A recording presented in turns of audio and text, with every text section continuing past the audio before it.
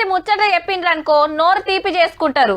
కొలువు వచ్చినా, కాలేజీల సీట్ వచ్చినా, ఎంసెట్ల ర్యాంక్ వచ్చినా, ఆటల బిల్లలు పట్టుకొచ్చినా, పాటల టాలెంట్ చూపించినా సంబురపడే ముచ్చట ఏదన్నా కానీ స్వీట్లు తినిపించుకోవాల్సిందే. చాలా మంది లడ్డూలను కాయిస్ చేస్తారు. కొందరు బూందీ లడ్డు కుమ్మితే ఇంకొందరు రవ్వ లడ్డు. ఇట్లా చాలా తీర్లనే ఉంటాయి. అందులో మన ప్రధాని సార్కు నచ్చిన లడ్డు ఏదంటే మన ఆదిలాబాద్ ఇప్పపూ లడ్డుకు ప్రధానమంత్రి మోడీ సారు ఫిదా అయ్యిండబ్బా.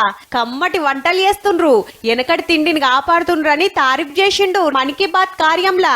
आदिलाबाद जिले में भी दो बहनों ने महुआ के फूलों से नया एक्सपेरिमेंट किया है. उनके पकवानों में ఆదివాసీ సంస్కృతి కి మిఠాస్ भी है. ఇప్ప పూలతోటి ఎన్నో తీర్ల వంటలున్నాయి గాని బాగుబాయ్ భీంబాయ్ అన్న అక్కలు లడ్డూలు తయారు చేస్తుండ్రు ఎరైటిగా. అడవికి పోయి పూలు తెంపుకొచ్చి ఎండబెట్టి నూనెల గోలిస్తారు. నువ్వులు, పల్లీలు, బెల్లం, కిస్మిస్, యాలకుల పొడి కలిపి లడ్డూలు చుడతారు. ఇట్లా ఒక్కొక్కటి 20 గ్రాములు 300కు కిలో లెక్క అమ్ముతాండ్రు. తింటే పెయ్యికి మంచిది.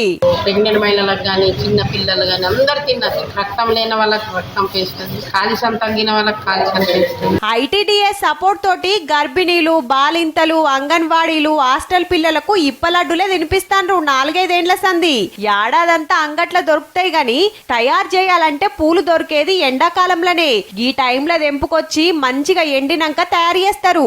మనోళ్ళ పనితనం ప్రధానమంత్రి సారిగిన తారీఫ్ చేసిండు కాబట్టి ఆదిలాబాద్ ఆదివాసి ఇప్పపూ లడ్డుకు దేశమంతా గిరాకీ పెరుగుతుండొచ్చు. పో చెప్పినప్పుడు మేము ఎరిస్ కంపెనీకి కావాల్సిన 50 కిలోల లడ్డూల ఆర్డర్ ఇచ్చాము. ఏడన్నా అగుపడితే మీరిగిన తిని చూడుండ్రి, మస్తు కమ్మగుంటదట.